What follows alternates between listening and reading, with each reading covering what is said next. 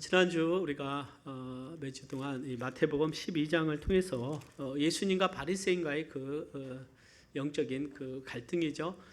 바리새인들이 예수님의 메시아 되심을 거부합니다. 하나님께서 예수님이 표적을 행하시고 말씀을 전했더니 그들이 예수님이 행하시는 표적을 보고 이 귀신의 왕 바알세불의 힘으로 병을 쫓아낸다. 그래 예수님께서 성령을 회방하는 것은 용서받지 못한다 하나님이 선언하시죠. 그 다음에 이제 주님께서 그것을 떠나가시니까 그 다음에는 우리에게 표적을 보여주라.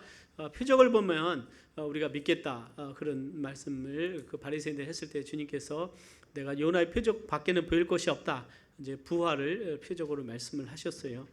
오늘 13장 1절에 보면 그날에 예수께서 나다가사 바닷가에 앉으심에, 여기 바닷가는 지중해 바닷가가 아니라 갈릴리 바다를 말하고 있어요. 갈릴리가 큰 호수인데 그 둘레가 약 53km 됩니다. 그러니까 좀 큰 그 호수인데 이제 이스라엘 사람들한테 이 바다라고도 말을 했어요. 또 많은 사람들이 이제 예수님께 오니까 예수님께서 잠깐 배에 가서 앉으시고 눈무리가 해변에 있어서 예수님께서 이제 가르칩니다. 근데 이제 예수님께서 가르치실 때 주님께서 비유로 13장에서는 비유로 이렇게 말씀을 하셨어요. 그래서 예수님의 그 비유에 대해서 우리가 잘 이해를 해야 됩니다. 왜냐하면 지금 이단들이 이 비유를 가지고 어떤 성경의 잘못된 해석을 나눠서 미혹하는 경우가 참 많아요. 그렇기 때문에 이 비유를 우리가 잘 알고 이해를 해야 됩니다. 예수님께서 먼저 왜 비유로 말씀을 하셨냐? 예수님께서 비유로 말씀을 하신 것은 이 많은 사람들이 주님을 믿지 않고 배척했기 때문입니다. 예수님께서 배척하셨어요. 그래서 마태복음 13장 11절에 보면 제자들이 10절에 보니까 제자들이 예수께 나와 가로되 어찌하여 저희에게 비유로 말씀하시나이까? 왜 이제 그동안 주님께서 천국 복음에 대해서 말씀하시고 회개하라고 말씀하셨는데 이제는 왜 비유로 말씀하십니까? 이렇게 말씀해요. 주님께서 천국의 비밀을 아는 것이 너희에게는 허락되었으나 저희에게는 아니 되었나니 무릇 있는 자는 받아 넉넉하게 되되 무릇 없는 자는 그 있는 것도 빼앗기리라 그랬습니다. 그러니까 예수님께서 이제 비유로 하는 것은 천국의 비밀인데 여러분들 영적인 것은 다 비밀이잖아요. 감추어 준 것인데 믿는 제자들에게는 허락하셔서 그들로 알게 하시고 이 비유는 진리를 더 풍성하게 합니다. 풍성하게 하죠. 진리를 더 알기 쉽게 말씀하시죠. 오늘 예수님의 비유도 씨 뿌리는 그런 비유잖아요. 그러니까 갈릴리 지역이 그 비옥한 평야지대였어요. 그래서 거기 농사를 참 잘 지었습니다. 그러니까 뭐 씨를 뿌리고 열매 맺는 것에서는 너무나 그들이 익숙하죠. 이런 어떤 천국의 비밀, 하나님 말씀의 열매 맺는 것에 대해서 그들이 이해를 했어요. 그리고 이 그냥 단순한 주님이 그 비유를 던졌을 때 귀 있는 자는 들을지어다 이제 그 성경의 말씀이잖아요. 그러나 저에게는 허락되지 않다. 즉 바리새인들에게 왜 허락되지 아니했냐면 그들은 예수님을 배척했고 거부했기 때문에 불신의 마음을 갖고 있었어요. 그러니까 예수님을 거부했기 때문에 그들에게 있어서 더 이상 영적인 진리와 천국의 그 복음 천국의 그 은혜에 대해서 그들은 알 수가 없는 거예요. 오늘날도 마찬가지죠. 예수 그리스도를 믿음으로 영접할 때 영적인 세계에 들어갈 수가 있는 겁니다. 예수님을 믿을 때 하나님의 나라에 들어가게 되고 하나님을 보게 되고 하나님의 그 영광을 보는 거예요. 여러분들 그 출애굽 우리가 이제 수요일 날 말씀 배우잖아요. 이스라엘 백성들이 노예 생활에 있을 때는 하나님께서 자신을 보여주지 않으셨어요. 그런데 하나님의 구속을 통해서 유월절 어린 양을 통해서 이 출애굽하고 나서 시내산을 가니까 하나님이 그 자신의 영광을 보여주시잖아요. 불 가운데 임재하시고 그리고 그 지진이 나고 우레가 나고 번개가 있고 막 한 구름으로 임하시니까 백성들이 하나님의 그 임재를 보고 두려워해가지고 우리는 두려우니까 모세가 가서 하나님 말씀 듣고 우리한테 전달해달라 이제 이런 말을 하거든요. 그러니까 하나님께서 이제 더 자신을 보여주셨듯이 예수를 믿고 구원받은 자들에게는 이 영적인 하나님의 말씀을 알 수 있는 영적인 세계를 보여주시고 하나님 말씀을 통해서 하나님을 알아가고 예수님을 더 깊이 알아가고 이 하나님 말씀이 이제 생명의 양식이 돼서 우리가 변화가 있고 또 더 믿음이 생기고 하나님을 사랑하고 더 나아가서는 주를 위해서 목숨까지 버릴 수 있는 그 믿음이 생기는 것은 바로 우리 안에 예수 그리스도가 계시기 때문이죠. 그러니까 바리새인들은 예수님을 거부하니까 예수님께서 그 다음부터는 이제 그들에게는 천국에 대해서 모르고 하나님에 대해서 모르는 거예요. 그러니까 주님께서 계속 똑같은 말을 해도 그들이 오히려 반발을 하게 되고 예수님에 대해 핍박을 하니까 비유로 던져버리는 거예요. 비유로. 그리고 따로 제자들을 모아놓고 그 비유에 대해서 설명을 하시는 거예요. 그래서 주님께서 천국의 비밀을 아는 것이 너에게는 허락되지만 저에게는 아니 됐다, 이런 말씀을 주님이 하셨어요. 사랑하는 여러분, 오늘 천국의 비밀을 알 수 있는 우리가 되기를 바랍니다. 천국의 비밀을 알아요. 예수 그리스도의 위대한 이름에 대해서 우리 알아야 돼요. 오늘날도 보면 이 미국 같은 데서 하나의 욕이 있어요. 그런데 그 욕 중에 하나가 예수의 이름이, 예수 그리스도의 이름이 세상에서 가장 뛰어난 이름이고 주이시잖아요. 그런데 예수님의 이름이 사람들의 조롱거림이 있어요. 그게 뭐냐면, 뭐 화를 나고 하면 Jesus Christ 그래요. Jesus Christ. 영화를 종종 보면 그런 거 있을 거예요. 그게 뭐냐면 화가 나면 막 짜증 나면 Jesus Christ 그래. 그게 뭐냐면 에이 승질난다. 이게 뭐냐면 Jesus Christ 이제 이런 표현이 있어요. 그러니까 불신자들이 하는 거예요. 예수의 이름이 자기의 감정을 표현하는 하나의 대상으로 전락하는 거죠. 이것은 뭐냐면 예수님을 믿지 않는 자들이 예수를 모르니까 그런 거예요. 예수님은 독생자 하나님의 가장 위대한 이름입니다. 우리가 그 이름 앞에 예배하고 그 이름을 경배하고 정말 예수의 이름을 높인 것은 그분은 하나님의 독생자시요 우리를 구원하신 전능자시죠. 아멘. 네. 예수님을 아는 거하고 모르는 거 굉장히 틀려요. 요한복음 1장에 보면 나다넬이 예수님께 찾아오죠. 근데 예수님께서 네가 빌립을 만나기 전에 무화과 나무 아래 있는 것을 보았다라고 말하고 이 나다나엘을 너는 간사한 것이 없다. 정말 진실된 이스라엘의 사람이다. 이런 이야기를 하니까 나다나엘이 깜짝 놀라서 그 예수님의 만남, 그 잠시의 만남을 통해서 나다나엘은 그 가식이 없고 진실한 사람이었기 때문에 랍비여 당신은 하나님의 아들이시요 당신은 이스라엘의 임금입니다. 이스라엘의 왕입니다. 하나님의 아들이다. 근데 이 유대 사회에서 하나님의 아들이라고 하는 것은 이건 굉장한 이 고백입니다. 예수를 메시아로 인정한 거예요. 그러니까 예수님의 그 말씀을 듣고 나자마자 당신은 메시아입니다. 이 고백이 바로 나오는 거예요. 그 나다네. 그런 예수님 하니까 주님께서 더 큰 어떻게 하나님의 말씀을 보여주시잖아요.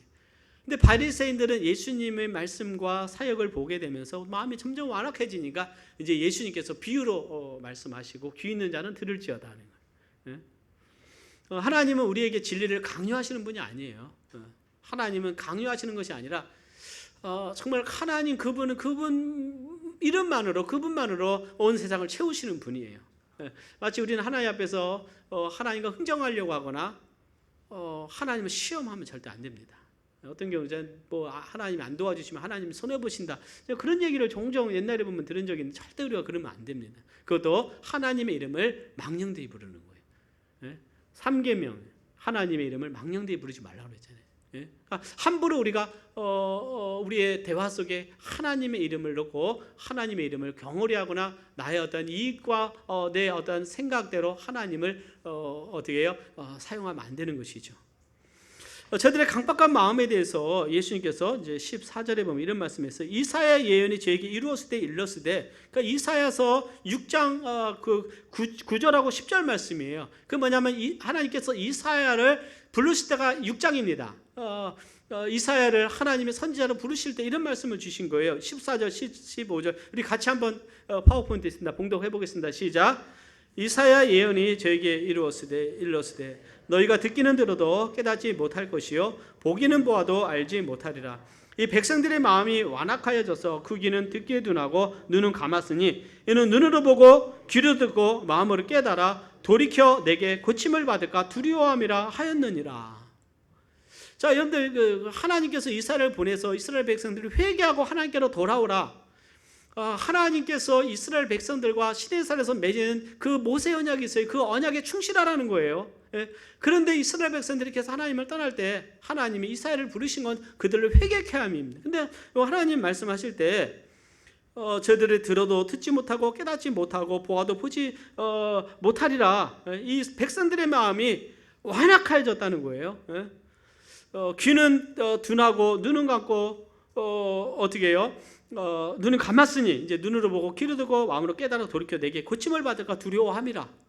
그러니까 하나님께서 보내실 때 저들을 회개할까 두렵다, 이제 이 말씀이잖아요. 이 말씀의 의미는 뭐냐면 이스라엘 보내서 저들에게 회개하지 말라는 것이 아니에요. 회개를 선포를 하지만 이미 그들의 마음이 너무나 완악해져서 이미 하나님의 심판이 정해진 거예요. 하나님의 바벨론을 통해서 이스라엘 백성을 멸망시켜야 될 하나님의 말씀이에요.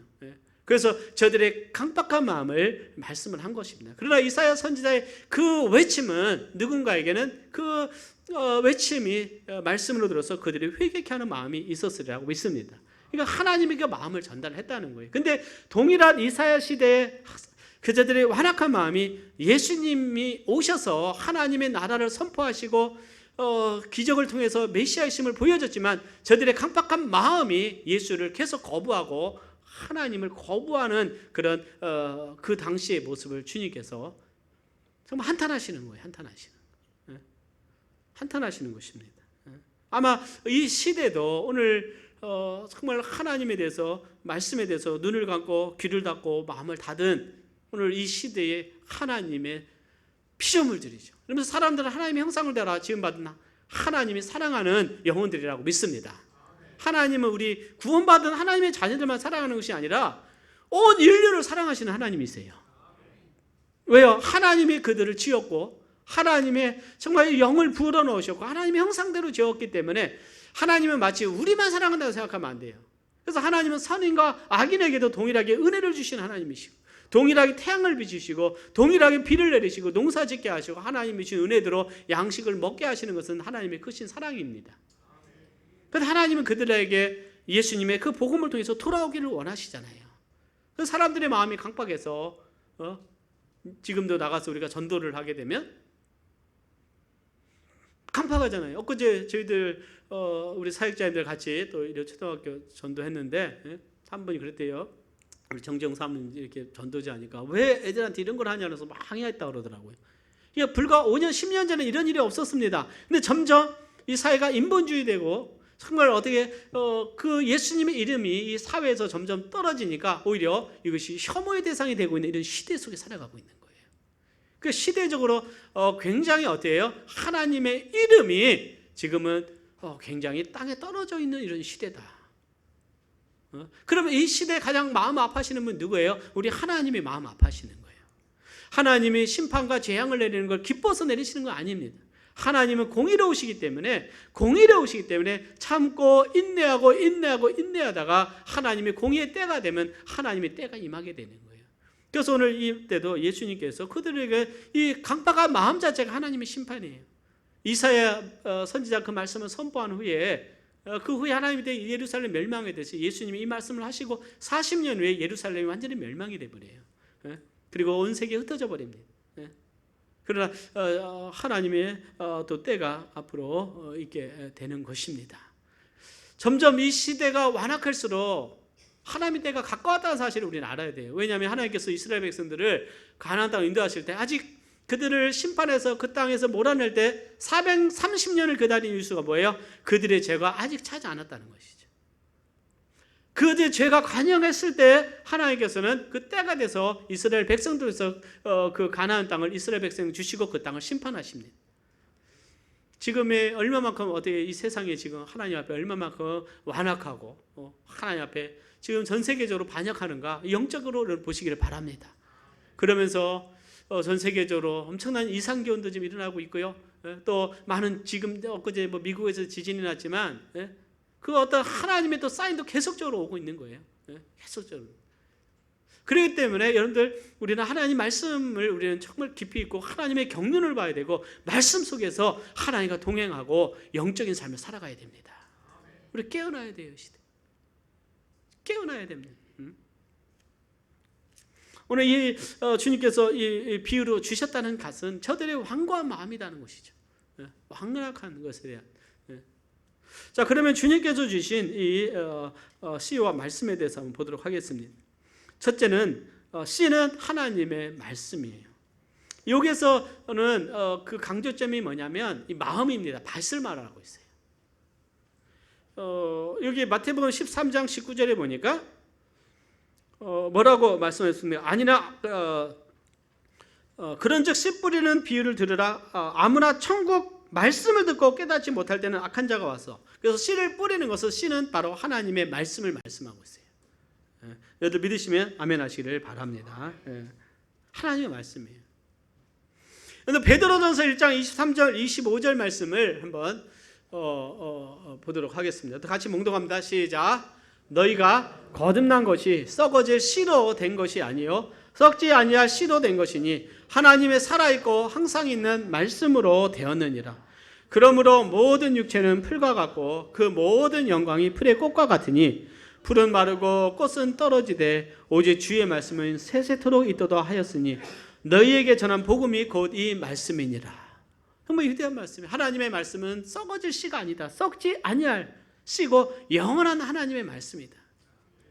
사랑하는 여러분, 하나님의 말씀이 얼마만큼 위대한가 여러분들 그것을 우리가 알아야 돼요. 그냥 우리는 인쇄된 이 글로 보면 안 됩니다. 하나님께서 온 세상을 창조하실 때 하나님은 뭘로 창조하셨어요? 말씀으로 창조했어요. 하나님의 뜻이 있어서 내가 온 만물을 창조해야 되겠다.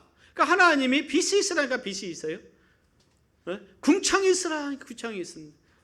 이 육지가 있으니까 육지가 있는 거. 하나님의 말씀이 무에서 유로 창조되고 새롭게 된 것은 하나님이 얼마만큼 그분은 전능하신 하나님이신가.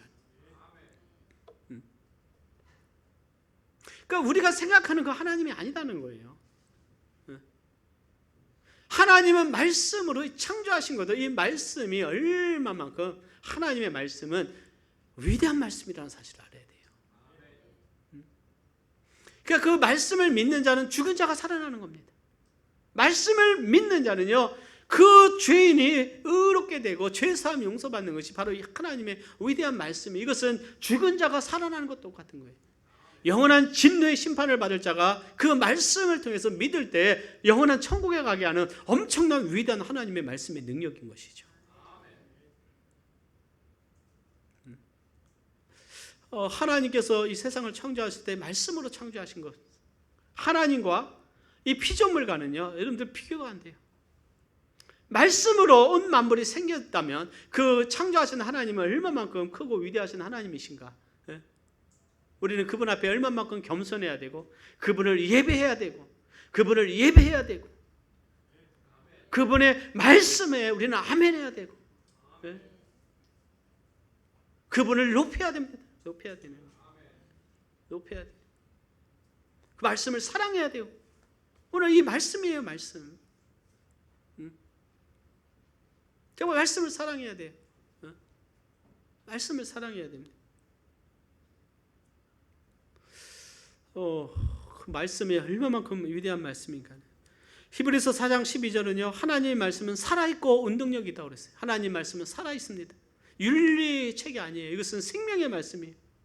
말씀은 살아있고 운동력이 있습니다. 그래서 하나님의 말씀은 정말 우리를 위로도 하고 하나님의 말씀 생명을 주고 우리의 반석이 되고 우리의 등불이 되고 환난당하는 자에게 이 말씀이 반석이 소망이 되고 위로가 되고 하나님의 말씀은 바로 하나님이십니다. 그래서 말씀이 육신이 되어서 오신 분이 바로 예수 그리스도예요. 사랑하는 여러분, 우리가 말씀을 귀하게 여기기를 바랍니다.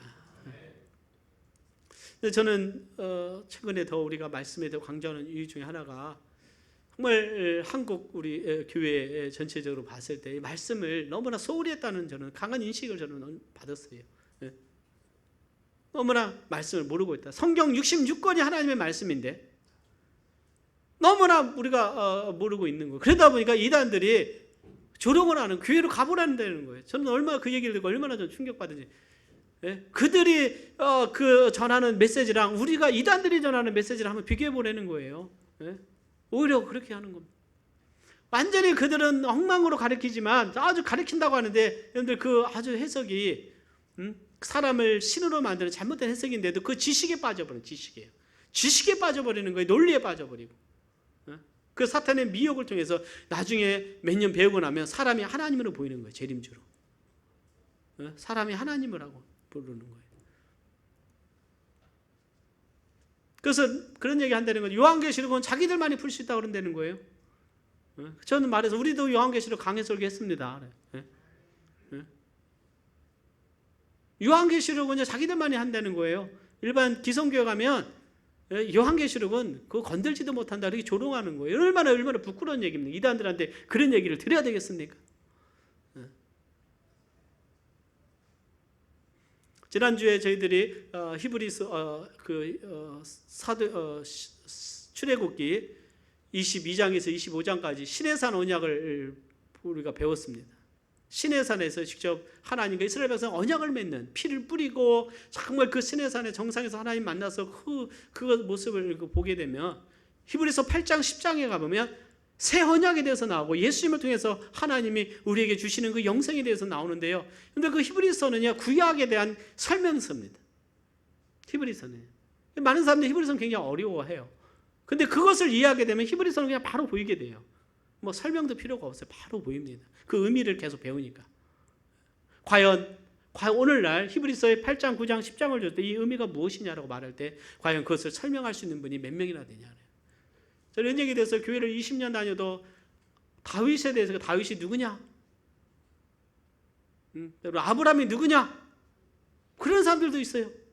우리가 부끄럽게 생각을 해야 된다. 적어도 우리 교회는 제자훈련을 했기 때문에 그래도 말씀이 있는 교회라고 알려져 있습니다. 그러나 하나님의 말씀을 우리는 더 깊이 알아가야 되고 말씀을 힘써 배워야 됩니다. 호세아 선지자를 통해서 내 백성이 지식이 없어서 멸망했다고 그랬거든요. 지식이 없어서 멸망했다. 사랑하는 여러분, 정말 말씀에 대한 우리의 마음의 기경이 있기를 바랍니다. 그래서 저는 그런 비전이 있어요. 정말 말씀을 우리가 배우자. 그러면요, 하나님을 향한 경외심이 얼마나 커지는지 몰라요. 사랑하는 여러분, 하나님 말씀을 정말 가까이 하시기를 바라고 읽고 묵상하고 이 말씀 속에 살아가시고 말씀의 교제가 있기를 바랍니다. 말씀에 있어야 돼요. 그래서 사탄이 나를 공격하고 잘못된 교리를 들을 때 그것을 말씀으로 내가 구분할 수 있어야 돼요. 우리가 영적인 분별을 할 수 있는 우리가 되기를 바랍니다. 자, 예수님께서 이 말씀을 하실 때 이 밭에 대해서 말하는데요. 오늘 이 13장에서 말씀은 말씀이 주가 아니고 이 밭이 어떤 밭이냐? 말씀은 동일한 말씀입니다. 밭이 네 가지 밭을 말하고 있어요. 이스라엘 나라 가면 아까 잠깐 나중에 사진이 있을지 모르는데요. 좋은 비옥한 땅은 별로 없어요. 사실 평야지대는 적고 대부분 산악지역입니다. 그러니까 산악지역은요, 석회암으로 많이 이루어졌어요. 석회암으로. 그러니까 그 농사를 지으려면 밭에서 그 가시덤불 다 걷어내야 되고 돌을 다 해서 개간을 해가지고 돈 옥토로 만들어야만이 농사를 지을 수 있는 땅이에요. 그래서 그 사진을 보면 아주 그냥 산을 개간을 해갖고 그 돌을 다 꺼내놔갖고 밭을 만들어갖고 농사를 하는 경우가 참 많습니다. 그냥 산에다가 돌이 있는 곳에 씨를 뿌리면 열매가 맺겠습니까? 안 맺겠습니까? 안 맺는 거예요. 맞는 거예요. 마찬가지예요. 오늘 하나님의 그 위대한 말씀, 정말 말씀을 주님께서 던졌는데 저들이 깜빡한 그 마음 때문에 예수님을 믿지 않으니까 예수님이 정말 이제는 저들이 하나님께 돌아오지 않도록 내가 비유로 말하겠다는, 비유로 말하겠다는. 제자들에게서는 그걸 알려줬다. 예수님 믿고 따르는 자들에게 진정 하나님의 말씀을 통해서 천국 복음을 듣고 천국이 어떤 곳인지, 하나님 나라가 어떤 곳인지 주님께서 그들에게 깨닫게 하겠다는 거예요. 자, 첫 번째는 불신의 마음. 길가는요, 불신의 마음이에요. 13장에 보니까 4절, 뿌릴 새 덜어는 길가에 떨어지며 새들이 와서 먹어버렸어요. 이것을 13장 19절에 보면 우리 같이 한번 봉독을 해보겠습니다. 시작. 아무나 천국 말씀을 듣고 깨닫지 못한 데는 악한 자가 와서 그 마음에 뿌리운 것을 빼앗나니 이는 곧 길가에 뿌리운 자요 그랬어요. 악한 자는 누구를 말하고 있습니까? 씨를 뿌렸는데 밭에 새들이 와서 먹어버렸어요. 그러니까 당연하죠. 길에 뿌려지니까 그 씨앗이 땅에 떨어지겠어요? 안 떨어지겠어요? 안 떨어지죠. 여러분들 농사를 지을 때 첫 번째 하는 게 뭐예요? 봄 되면 농사를 지면 농부가 과거에 보면 소로 쟁기를 뭐예요? 밭을 막 가르잖아요. 그리고 발아가지고 거기 뭐 합니까? 이 씨를 심어요. 저도 한 몇 년 전에 저희 처가집 갔을 때 배추 농사를 크게 하셨거든요. 근데 그런 건 처음 봤어요. 소가 끄는 게 아니라 사람이 끌더라고요. 조그만 쟁기를. 아주 제가 그날 충성하느라고 힘들었습니다. 또 충성을 한번 해봐야 되니까. 근데 그냥 그걸 가지고 가는데 사람이 막 끌더라고요. 저도 제가 사람이었어요. 우리 동서하고 둘이 아주 그날, 예? 그리고 그거 딱 그때 처음 봤어요. 사람이. 여러분들 그거 보신 적 있습니까? 배추밭은 또 그렇게 하더라고요. 예? 그러니까 중요한 것은 겨울날에 굳어진 땅에 씨를 뿌려봐야 농사가 안 되니까 다 가려야 되잖아요. 가려야 돼. 더구나 이제 이건 뭐 가른 것도 아니고 씨를 뿌렸는데 씨가 떨어졌는데 길가에 떨어져 새들이 먹었다. 예수님은 이것은 자 예수님이 그런 비유를 주시는 거예요. 자 봐라 저기 길에 씨가 떨어져 새들이 와서 뭐 갈릴리 지역에 얼마나 새가 많아요. 예? 새들이 거기 이동하는 곳이잖아요. 새들이 와서 씨를 탁 먹어본 걸 그 사람들은 알고 해요. 악한 자가 와서 씨를 뺏었다. 이 악한 자는 누구냐? 사탄을 말하고 있습니다. 복음을 전할 때 그들로 하여금 예수님을 믿게 해야 되는데 믿지 못하도록 하는 것이 말씀은 들어왔는데 그냥 바로 사탄이 와서 이론적으로 논리적으로 철학적으로 해서 예수가 무슨 메시아냐, 예수가 어떻게 죽은 자에서 부활했냐, 예수가 뭐 그냥 4대 성인 중에 하나냐, 뭐 이런 식으로 하면서 예수님에 대해서 어떻게 해요? 그분의 하나님 되심을, 구주이심을 거부하게 하는 것이죠. 나는 그가 정말 위대한 사람이지만 예수를 하나님의 아들로는 안 믿는다. 그 뭐야? 그것을 어떤 생각을 가지고 뺏어가는 것입니다. 예수가 누구인데 내가 믿어야 되느냐? 여러분들 그 성경에 보면 출애굽기 보면 바로가 그런 말을 했어요. 여호와가 누구간데 내가 그 말을 듣고 이스라엘을 보내겠느냐? 나는 여호와를 알지 못하니 이스라엘도 보내지 아니하리라. 바로는 나름대로 자기가 애굽에서 신이었어요. 그런 어떤 신적인 존재였습니다. 바로가 말 한마디 하면요 군대가 동원되고 바로가 말 한마디 하면 노예들 뭐 수천 명 죽는 건 아무것도 아니에요. 그러니까 그 자체가 신적인 권위고 최고의 권위입니다. 자기는 신이에요, 신. 그런데 여호와가 누군가인데 내가 그 말을 듣느냐? 그 말로 인해서 바로의 결말이 어떻게 되냐 하는 거예요. 보면 성경에 보면 바로가 마음을 강팍해 했어요. 근데 바로가 마음을 강팍해 하니까 6번을 강팍해 하니까 하나님이 4번은 하나님이 바로의 마음을 강팍해 합니다. 자, 이것은 어떤 원리냐면 바로가 자기 의지를 가지고 하나님께 불순종합니다. 한 번 모세를 보내고 또 보내요. 3번, 4번, 5번, 6번이 계속 강팍하게 가니까 이제 하나님께서 바로를 도와주는 거예요. 네 마음을 강팍해 해서 내가 너를 심판하겠다는 거예요. 그러니까 여러분들 이 강팍한 자체가 하나님의 심판입니다. 그래서 그 장자가 죽는 심판을 받게 되는 거예요. 사랑하는 여러분, 오늘 우리가 예수 그리스도 앞에 우리의 마음을 강팍해 하지 않고 예수 그리스도를 믿음을 인하여 하나님께 감사하기를 바랍니다. 여러분들 참 이거 기적이에요. 왜냐하면 믿고 싶어도 믿지 않는 경우가 얼마나 많은지 몰라요. 특별히 이제 인본주의적인 시대에서 우리가 살아가면서 우리 어릴 때는 정말 그 예수님 믿는 것이 정말 그냥 복음 들으면 바로 믿었어요. 그래서 지금은 주일학생들도 복음 전하면요 아주 지금은 이 시대 자체가 그렇습니다. 그걸 생각할 때 우리가 이 시대에 예수님 믿고 하나님의 영원한 자녀가 된 것이 얼마나 감사한가. 이게 너무나 감사한 거예요. 근데 이 은혜가 내가 자의적으로 한 것이 하나님의 은혜입니다. 이것은 말로 설명할 수 없는 하나님의 은혜예요. 내가 이 대한민국 태어나게 하시고 내가 이 목포 땅에서 목포 성서 침례교회가 통해서 이 복음을 듣게 하시고 예수를 믿게 하시고 이것은 하나님이 나에게 주신 은혜인 것입니다. 그래서 우리가 정말 하나님께 감사해야 돼요. 오늘날 길가와 같은 마음밭이 있어요. 예수를 믿지 않는 거예요. 악한 자가 와서 빼앗았는데 그것은 빼앗기도록 내 마음을 닫았기 때문에 그런 것이죠. 특별히 구원받은 우리 하나님의 자녀들은 우리의 마음이 참 옥토버같이 되기를 바랍니다. 그래서 예레미야 선지자의 너희 마음을 기경하라. 마음을 기경하라. 기경하라. 하나님의 말씀이 있어야 우리가 사는 거예요. 하나님의 말씀이 있어요. 저는 우리 하나님의 말씀을 더 사랑하고 말씀 속에 살아가는 우리가 되기를 바라고 말씀을 사모하기를 원합니다. 그 말씀을 사모해요. 두 번째는요. 돌밭이 나와요.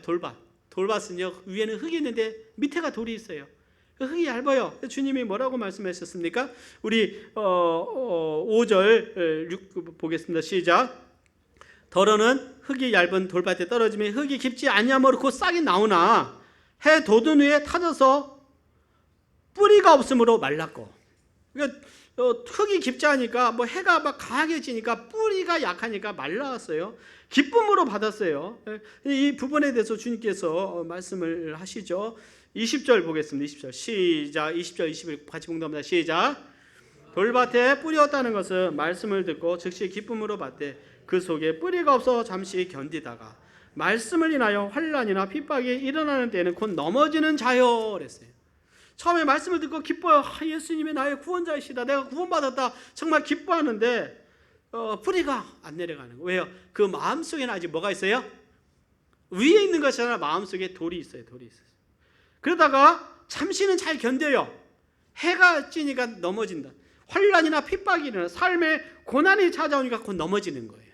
종종 우리도 믿음 생활 시작하다가 약간의 인생의 고난을 만나면 아휴 이렇게 어려운데 내가 교회에서 예배를 드려야 되나 넘어지는 경우가 있어요. 하나님을 떠나는 경우가 있습니다. 핍박이 있을 때 떠나야 되기도 하지만 그러나 지금 우리 사회는 예수 믿는다고 핍박받는 그런 시대는 아닙니다. 예? 그러나 저는 아프리카 지역이나 뭐 이슬람 지역은요 이곳은 거의 핍박 거의 엄청난 핍박과 시련이 있죠. 예? 그러나 인생에 무거운 짐이 있어요. 환난이 있어요. 인생을 살아갈 때 우리에게 짐이 있습니다. 정말 삶의 어깨가 무거울 때가 있어요. 우리 장년들 어깨가 무거우시죠. 근데 지금은 장년들만 무거운 것이 아니라 우리 주부님들도 자매님들도 어깨가 무거우시죠.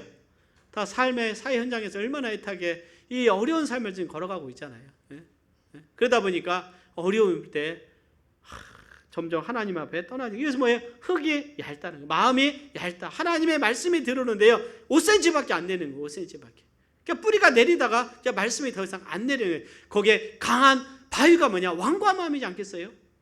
근데 여러분들 마음속에 바위가 있는 분이 있습니까? 손들어보세요. 돌이 있는 분. 네? 돌이 있는 분은 뭐 해야 돼요? 담석은 뭐예요?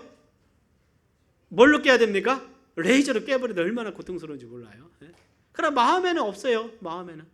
근데 내 마음속에 왕과 마음이 있는 거예요. 하나님 말씀에 대해서. 우리 그것을 볼 수 있기를 바랍니다.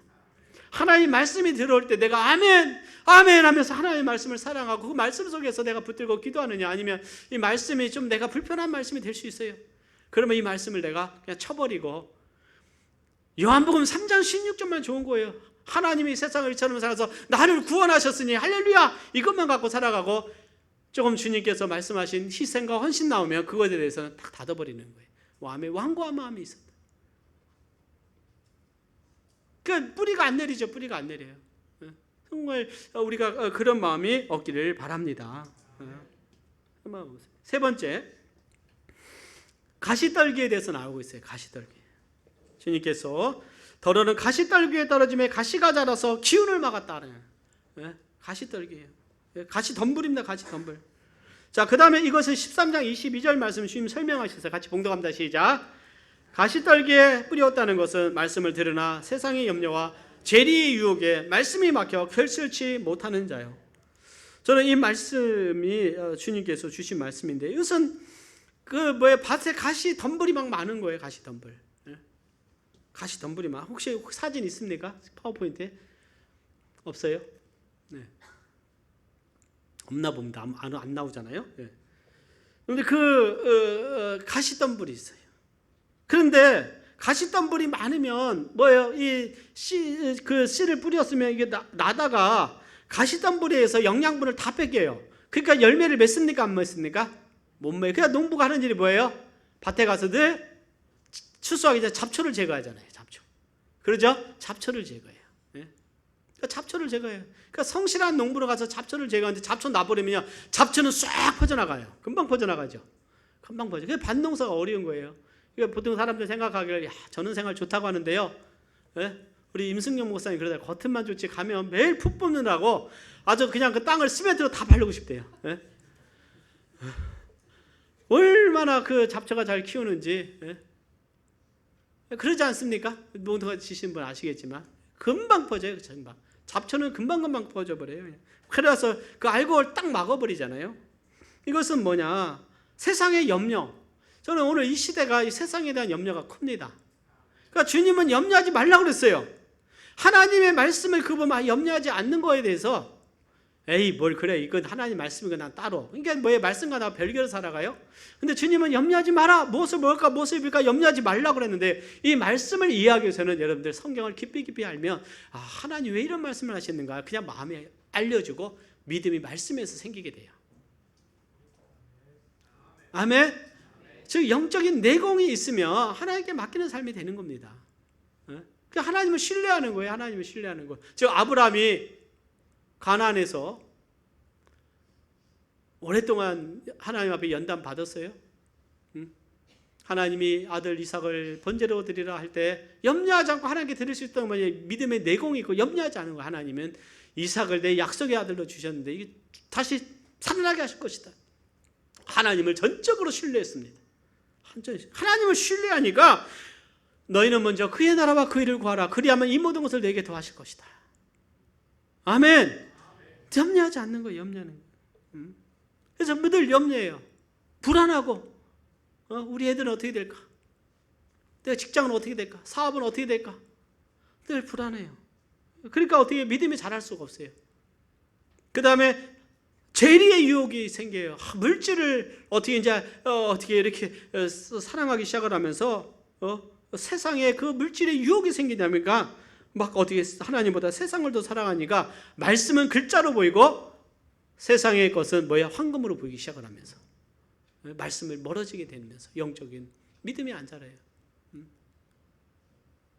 급격하게 우리나라가 시국 변화가 오면서 나도 모르는 사이에 어느 순간에 말씀은 딴 데가 있고 내 마음은 세상에 황금으로 가득 차 있는, 그렇다고 황금이 주어지는 것도 아닌데도 그냥 뭔가 쫓기는 삶을 살아가요. 제가 1997년 8년 LA에서 그 전도사 생활을 할 때요, 왜 이렇게 힘들게 사는지 몰라요. 다 이민 생활하는데요, 집은 좀 좋은 곳 살고 같은데 여유가 없어요. 기쁨이 없어요.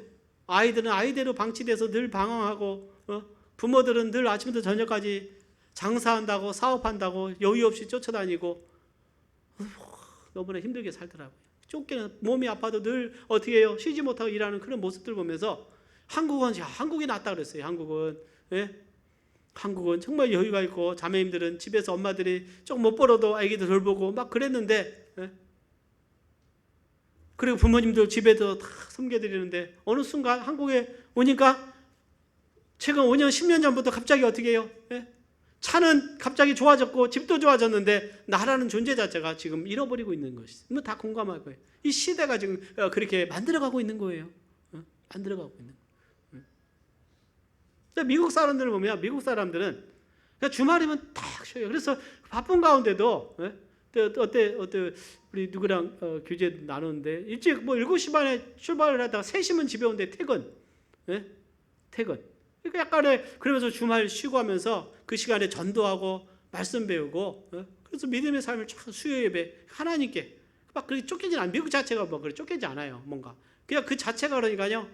뭐 저쪽에 지진이 나든 월드컵이든 올림픽 하든 미국 사람들 신경을 안 쓰는 사람들이에요. 우리나라 난리 나잖아요.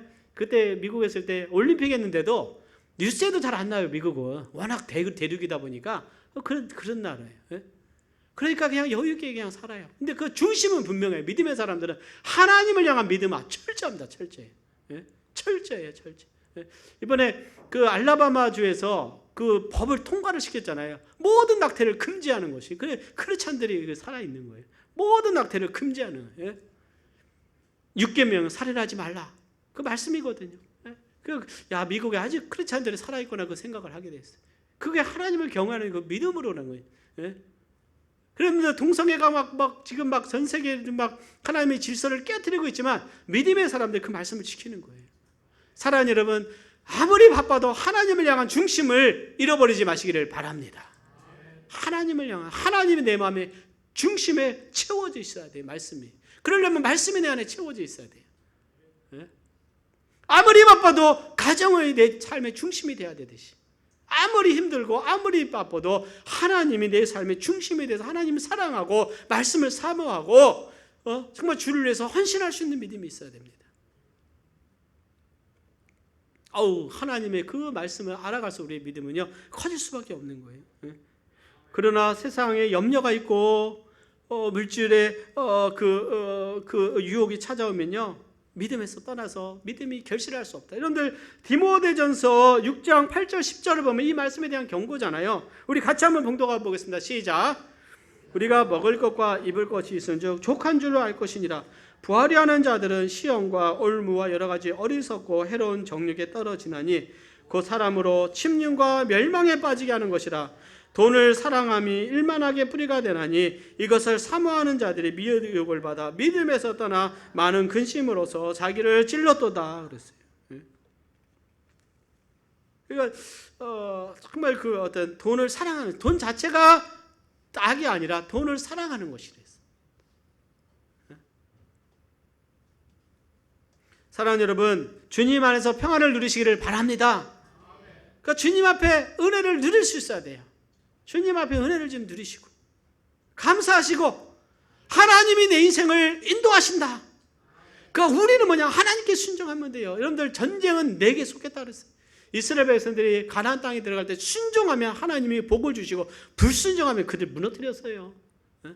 내가 살아가는 것 같지만 내 앞길의 장애를 하나님이 무너뜨려 주시면 내가 가는 거고, 하나님이 벽을 생기게 하시면 나는 뒤돌아서 밖에 없는 거예요. 여러분들, 이 세상은요, 내가 물질과 권세로 살아가는 것이 아니라 하나님의 말씀으로 살아가는 겁니다. 여러분들 그것을 아멘 하시기를 바랍니다. 믿어지든 안 믿어지든 아멘 하세요. 그럼 믿어질 겁니다. 말씀으로 살아가는 거. 말씀으로 살아가야 돼요. 네 번째, 좋은 땅은 말씀을 듣고 깨닫는 것입니다. 깨닫는 마음. 자, 이 말씀이 23절 주님께서 말씀하셨어요. 자, 같이 봉독합니다. 시작. 좋은 땅에 뿌리었다는 것은 말씀을 듣고 깨닫는 자니 결실하여 혹 100배, 혹 60배, 혹 30배가 되느니라 하시더라. 자, 여기에 결실은 뭐에 대한 결실입니까? 말씀이 결실하는 거예요. 뭐가 결실하는 거예요? 씨가 뿌려졌더니 열매를 맺는 거예요. 그러니까 그 말씀입니다. 근데 그 말씀의 결실인데, 그 말씀의 결실하는 밭은 뭐예요? 좋은 땅인데, 좋은 땅은 말씀을 듣고, 자, 말씀을 듣고 깨닫는 자다. 깨닫는 자다. 그런데 그 말씀을 듣는다고 다 깨닫습니까? 아니에요. 바리새인들은 깨닫지 못했어요.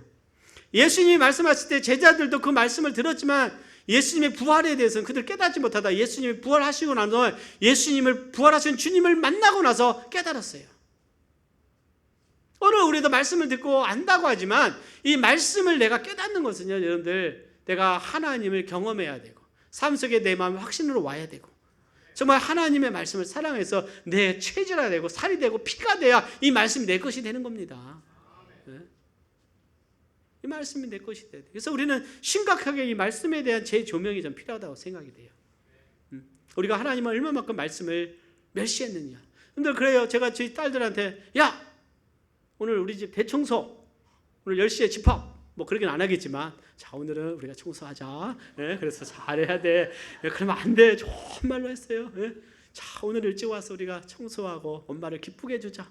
예, 유정이는 설거지, 유빈이는 아빠 구두 닦고 막 얘기는 할 수 있잖아요. 근데 10시에 모이기로 했는데 9시 반에 다 나가버려요. 예? 다 나가버려요. 그러면 내 말이 어떻게 된 겁니까? 무시를 당한 아빠로서. 그러면 저는 방에 가서 혼자 울지요. 그죠? 예. 또 그랬구나. 예? 그래서 그랬잖아요. 하나님이 말씀했는데, 하나님이 말씀하셨는데, 하나님 우리에게 말씀을 주셨는데, 첫째는 말귀를 못 알아들어서 우리가 딴 데 갈 수도 있다는 거예요. 그래서 호세아 선지자가 내 백성이 말씀이 없어서, 지식이 없어서 멸망했다. 하나님을 아는 지식이 없었다 그랬어요. 요시야 왕 때에 그들이 영적인 부흥이 왜 일어난지 아세요?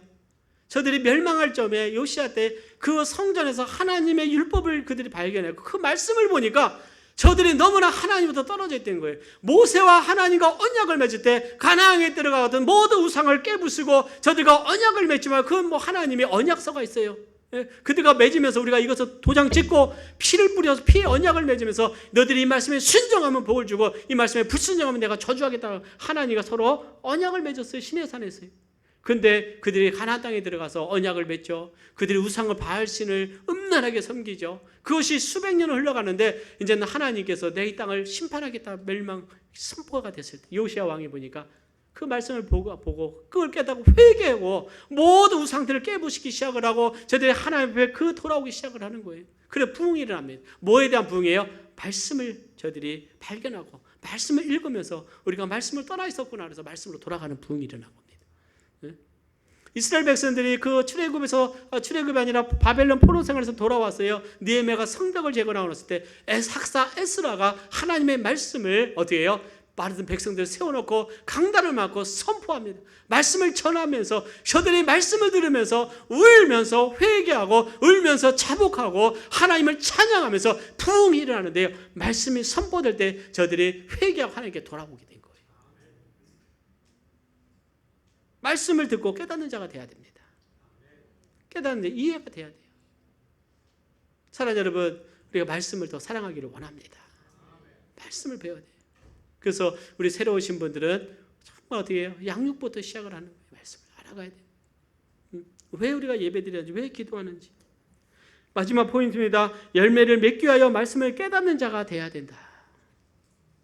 우리 베드로후서 1장 21절 말씀 봉독하겠습니다. 시작. 예언은 언제든지 사람의 뜻으로 낸 것이 아니에요. 오직 성령의 감동하심 입은 사람들이 하나님께 받아 말한 것이다. 성령의 감동으로 기록되는 하나님의 말씀이에요. 하나님이 주신 말씀을 기록했어요. 하나님의 말씀입니다.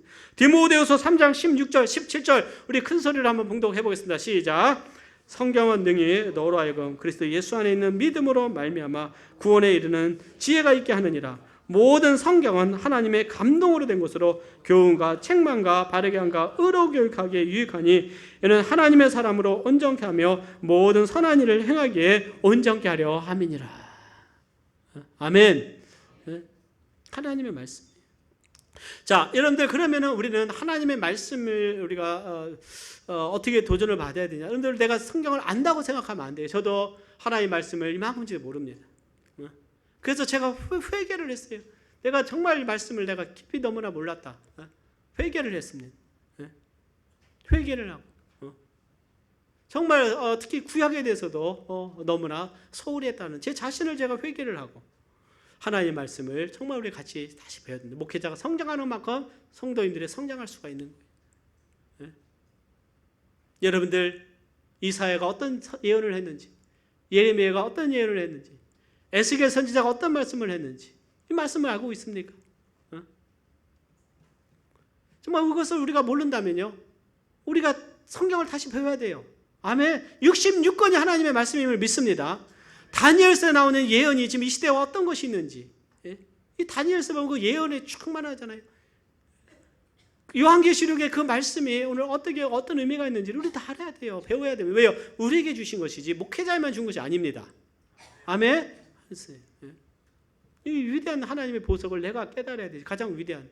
우리 학생들 요즘 인문학 열풍일 때 막 책 읽고 공자를 배우고 철학을 배우려고 얼마나 그것을 어렵게 배워요. 왜 하나님 말씀이 무슨 말씀이 배우려고 왜 하지 않느냐? 저 이것에 대해서 불만이에요. 그 수능 보려고 그 밤새워서 그 공부하고 그 수학 외우고 영어로 배우는데 왜 하나님 말씀을 외우지 않느냐? 왜 하나님 말씀을 배우려고 하지 않느냐는 거예요. 여러분들 우리 성도들 가운데도 셰익스피어에 대해서도 저 잘 몰라요. 읽어도 잘 이해가 안 되니까. 그죠? 제가 그 철학의 철학자 아리스토텔레스입니까? 그 대화도 플라톤 대화도 읽어보겠는데 어렵지만 재밌더라고요. 근데 그 시간보다 저는 말씀에 있고 싶어요. 말씀을 말씀이 주는 의미가 더 큽니다. 말씀이.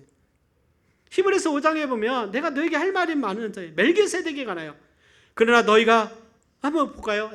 자, 멜기세덱에 관하여 우리가 할 말이 많아 너희 듣는 것이 두나무로 해석하기 어렵다네. 왜요? 듣기가 어렵다네. 멜기세덱의 성경에 보면 구약에 정말 어려운 부분이에요. 이 말 해봤자 모르니까. 그러니까 너희가 때가 오려서 선생이 될 텐데 아직 젖이나 먹고 단단한 식물을 못 먹을 자가 되었다 그랬어요. 젖을 먹는 자마다 어린아이니 의의 말씀을 경험치 못한 자다. 젖을 먹는. 지난번 제가 목사님 뵀는데요. 미국에서 오셨는데 치료를 받고 계시는데 그분이 건강이 굉장히 장이 굉장히 자기 몰랐는데 이게 그 검사를 해보니까 왜 그러냐 그랬더니 부드러운 음식만 드셨대요.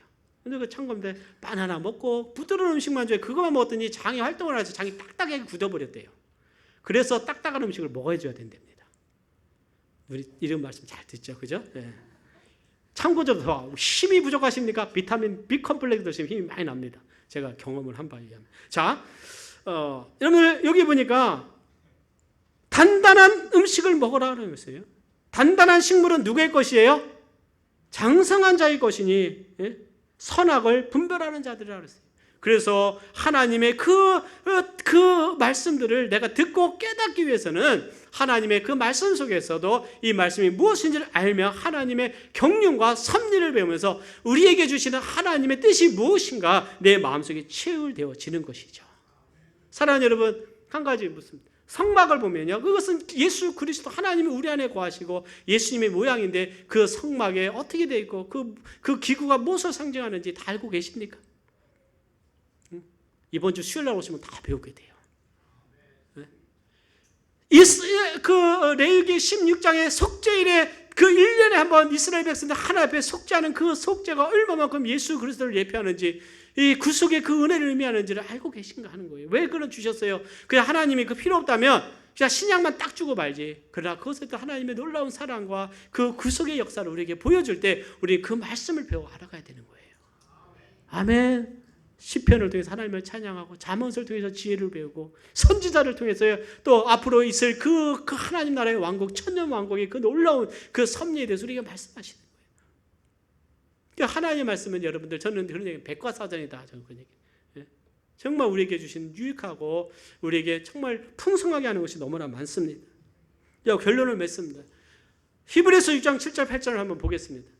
같이 한번 봉독을 해보겠습니다. 시작.